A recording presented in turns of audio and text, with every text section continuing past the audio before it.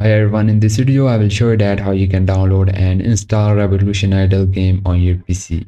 Guys, first open up your Android browser, just search for the Steam website, then open it, then just click on this login option you are seeing on the right hand top. Guys, here simply sign into your account, and if you don't have an account, then just scroll down, you'll see the option of create an account. So just create account on Steam. Guys, this is very simple and easy. After that, just click on the install Steam option you are seeing on the top. Guys, download the Steam and install it onto your PC, and this is also very simple and easy.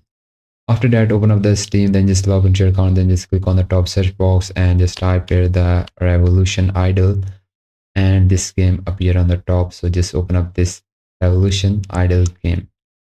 Guys, once you open up this game here, just scroll down and you will see the option of add to library. So just click on this add to library option, and now this game will add to your library of Steam.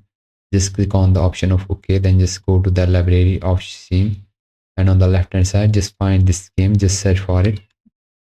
And once you find this game, just click on that, then just click on the option of install, and that's how you can download and install this game.